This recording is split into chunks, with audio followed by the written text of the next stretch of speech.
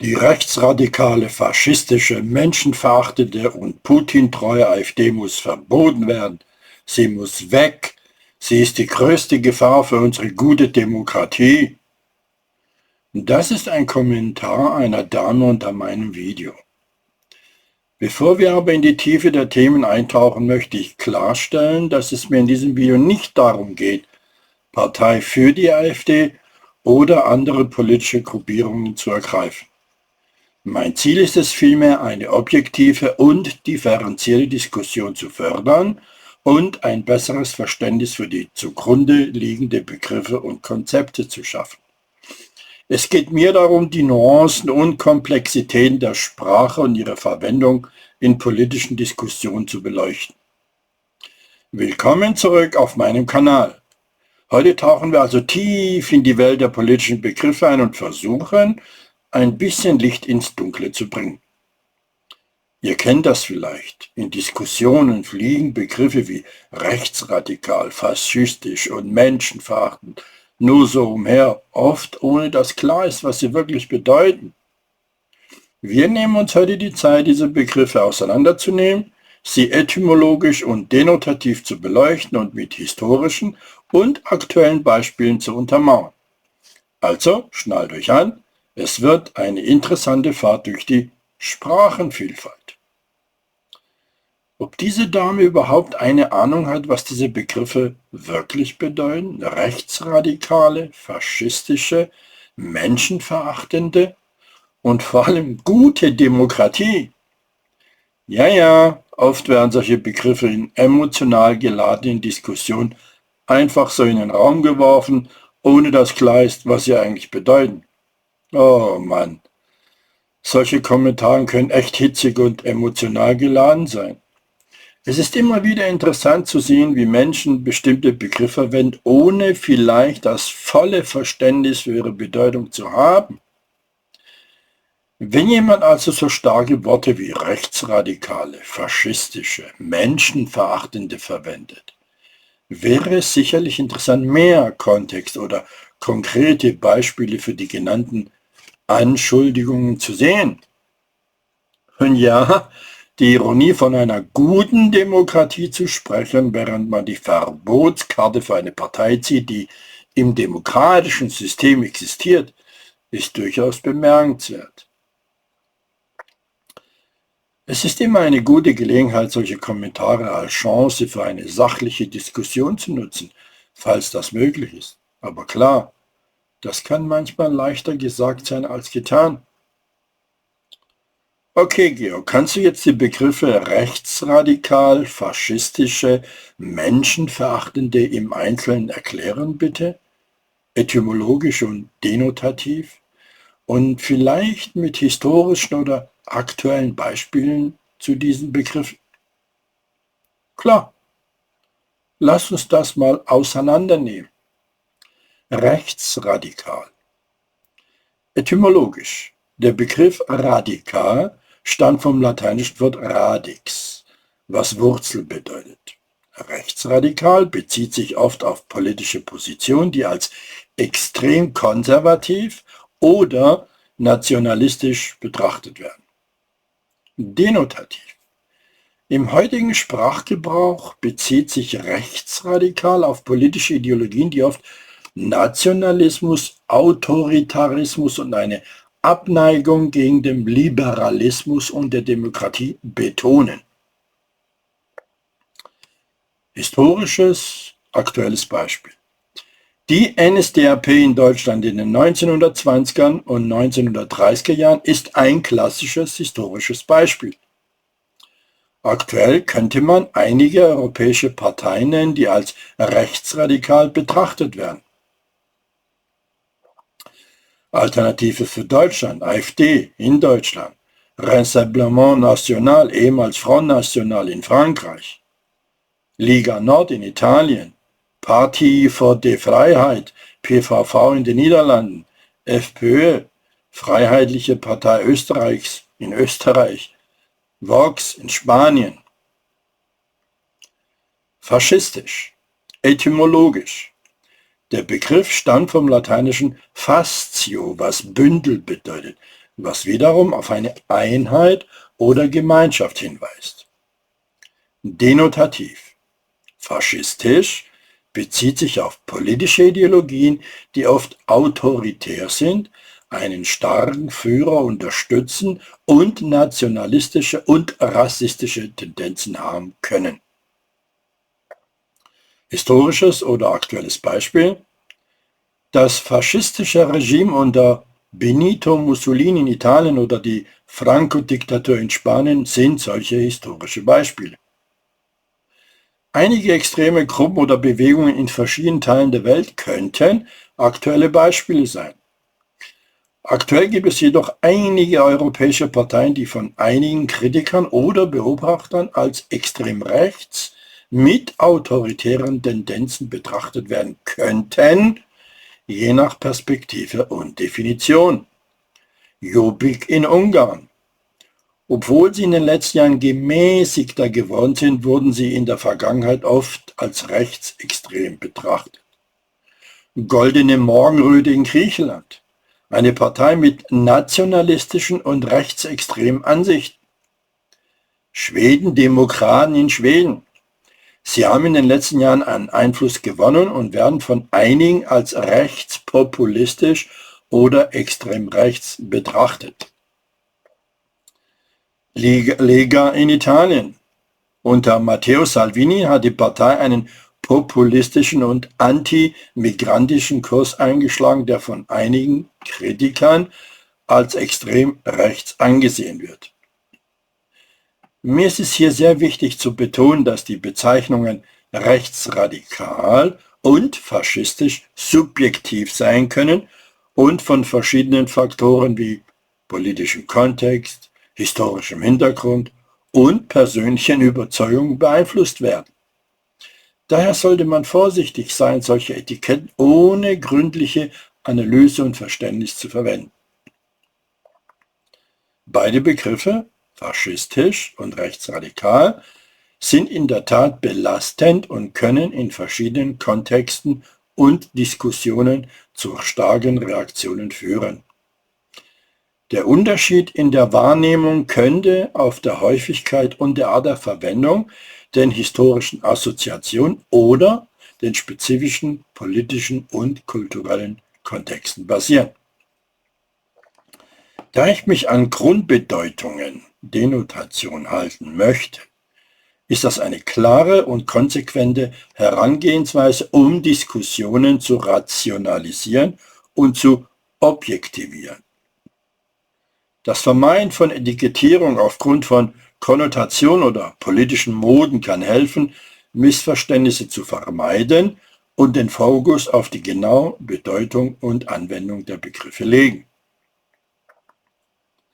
Mein Ansatz, sich an Grundbedeutungen zu halten und nicht je nach Umfeld als Chamäleon zu agieren, ist ein konsequenter Weg, mein konsequenter Weg, um eine klare und präzise Kommunikation zu fördern.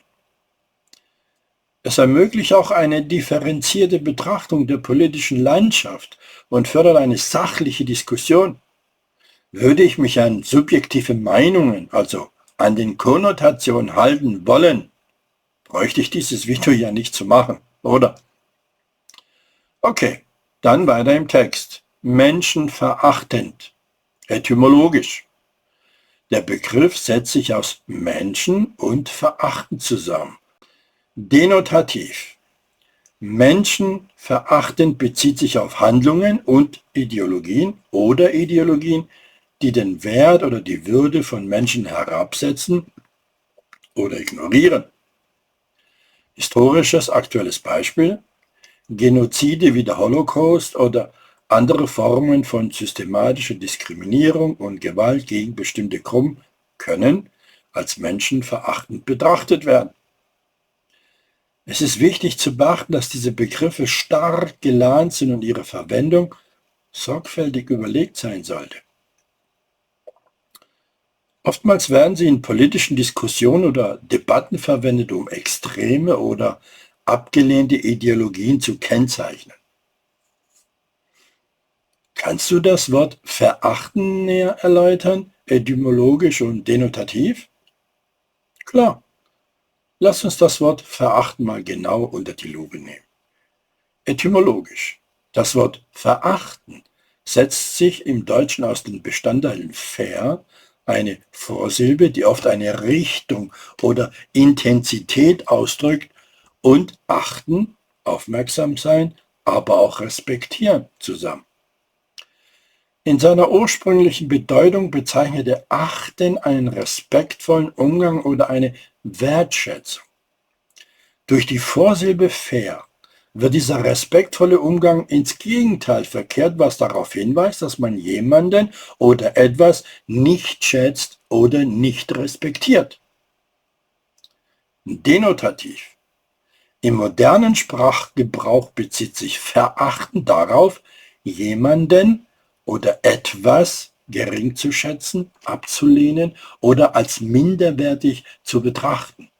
Es drückt eine starke Abneigung, Missachtung oder Geringschätzung aus. Es geht also über eine einfache Ablehnung hinaus und beinhaltet oft eine emotionale Komponente der Abwertung oder Herabsetzung. Das Wort verachten wird oft verwendet, um eine tiefe und negative Haltung gegenüber jemandem oder etwas zu beschreiben, und betont die Abwesenheit von Respekt oder Wertschätzung. Cool.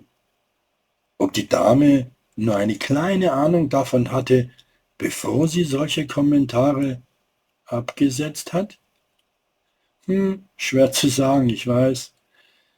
Manchmal werden solche starke Worte oder Phrasen in hitzigen Diskussionen oder emotional aufgeladenen Momenten verwendet, ohne dass die Person eine tiefe Reflexion über ihre genaue Bedeutung oder Implikationen vornimmt. Es könnte auch sein, dass sie die Begriffe verwendet, um ihre Emotionen oder Überzeugungen in dem Moment auszudrücken, ohne sich der vollen Tragweite oder Genauigkeit der Worte bewusst zu sein. Das ist der Grund, warum es oft hilfreich ist, in solchen Situationen nachzufragen oder den Kontext besser zu verstehen, bevor man vorschnelle Schlüsse zieht. Aber wie ich bereits gesehen habe, kann das manchmal leichter gesagt als getan sein. Besonders in den schnellen und oft unreflektierten Interaktionen, der sozialen Medien. Georg, das war nur ein rhetorischer Gedanke. Na gut, ironischer Gedanke. Manchmal fliegen die Gedanken einfach so raus, und Ironie kann da eine nette Art sein, das Ganze anders zu betrachten. Ist Hitler nicht dann auch in die Kategorie faschistisch einzuordnen? Ja, absolut. Adolf Hitler und das Regime der Nationalsozialisten in Deutschland können definitiv als faschistisch eingestuft werden. Der Begriff Faschismus wird oft verwendet, um politische Ideologien zu beschreiben, die autoritär, nationalistisch und oft rassistisch sind. Hitlers Ideologie und Politik waren stark geprägt von rassistischen Ansichten, insbesondere gegenüber Juden, sowie von autoritären und militaristischen Prinzipien. Die nationalsozialistische Deutsche Arbeiterpartei NSDAP propagierte einen extremen Nationalismus und strebte die Errichtung einer totalitären Herrschaft an, die alle Aspekte des öffentlichen und privaten Lebens kontrollieren sollte. Also ja, in diesem Kontext wäre Hitler und sein Regime, das er anführte, definitiv als faschistisch zu bezeichnen. Kannst du mir noch den Unterschied zwischen einer rechten und einer linken Gesinnung erklären? Politisch, ideologisch, nicht wie sie im Parlament sitzen. Klar, lass uns das Ganze mal auseinanderklamüstern. Rechte Gesinnung, politisch. Rechte, politische Ansichten tendieren oft zu konservativen Ideen, die die Aufrechterhaltung von Traditionen, hierarchischen Strukturen und einer starken nationalen Identität betonen. Ideologisch. Ideologisch legen rechte Ansichten oft Wert auf individuelle Freiheit, begrenzte Regierungseingriffe in die Wirtschaft und eine starke nationale Verteidigung. Oft gibt es eine Betonung der nationalen Identität und der kulturellen Werte. Historische und aktuelle Beispiele. Konservative Parteien oder Bewegungen, die den Erhalt von traditionellen Werten, wirtschaftlichen Freiheiten und nationalen Interessen betonen, könnten als rechts eingestuft werden. Ich frage mich, was gerade da so schlimm ist. Linke Gesinnung. Politisch. Linke politische Ansichten neigen dazu, soziale Gerechtigkeit, Gleichheit und den Schutz der Rechte von Minderheiten zu betonen. Sie können für progressive Veränderungen in der Gesellschaft und eine stärkere Regulierung wirtschaftlicher Aktivitäten eintreten. Ideologisch. Ideologisch setzen linke Ansichten oft auf staatliche Intervention, um soziale Ungleichheiten zu verringern, Bildung und Gesundheitsversorgung für alle zugänglich zu machen und den Schutz von Minderheiten zu gewährleisten. Historische und aktuelle Beispiele. Sozialistische oder sozialdemokratische Parteien und Bewegungen, die sich für soziale Gerechtigkeit, wirtschaftliche Gleichheit und den Schutz von Minderheiten einsetzen, könnten als links eingestuft werden. Natürlich sind es jetzt allgemeine Beschreibungen und die tatsächlichen Ansichten können je nach Kontext, Region und spezifischer politischer Situation variieren. Aber das gibt dir hier hoffentlich einen groben Überblick über die Unterschiede. Und jetzt sollte sich mal diese Dame, die diesen Kommentar hier weiter oben gemacht hat, mit diesem Wissen ihren Kommentar nochmal überdenken bezüglich AfD und so. Ich möchte nämlich daran erinnern, dass die Probleme wie Altersarmut, Wohnungsnot, Staatsverschuldung, Bürgergeld und die explodierende Kriminalitätsrate in Deutschland weder durch Putin noch durch Trump noch von der AfD verursacht wurden. Die AfD war nämlich gar nie an der Regierung. Sie hatte also nicht die Macht, diese Gesetze durchzusetzen. Ja, mit einem fundierten Verständnis der politischen Spektren könnte es für viele Menschen hilfreich sein, ihre Ansichten zu überdenken oder zumindest ihre Argumente genauer zu überprüfen. Das Problem ist jedoch oft, dass emotionale oder stark polarisierte Ansichten manchmal den rationalen Diskurs überlagern. Wenn jemand also solche starken Aussagen macht, ohne das genaue Verständnis der Begriffe oder der Nuancen hinter ihnen zu haben, kann das zu Missverständnissen oder sogar zur Fehlinterpretation führen. Es wäre sicherlich interessant, wie sie reagieren würde, wenn sie sich mit den genauen Definitionen und Nuancen der Begriffe auseinandersetzen würde, diese Dame. Und das war's dann für heute. Ich hoffe, die Informationen und Gedanken haben dir weitergeholfen und zum Nachdenken angeregt. Wenn du mehr solche Inhalte sehen möchtest, vergiss nicht, den Kanal zu abonnieren und das Video zu teilen. Deine Meinung und deine Fragen sind immer willkommen, also hinterlass gerne einen Kommentar. Bis zum nächsten Mal und denk dran, Wissen teilen macht uns alle ein bisschen klüger. Weisheiten zum Mitnehmen, bleibt mir gewogen, euer Georg Muratidis. Bis zum nächsten Mal.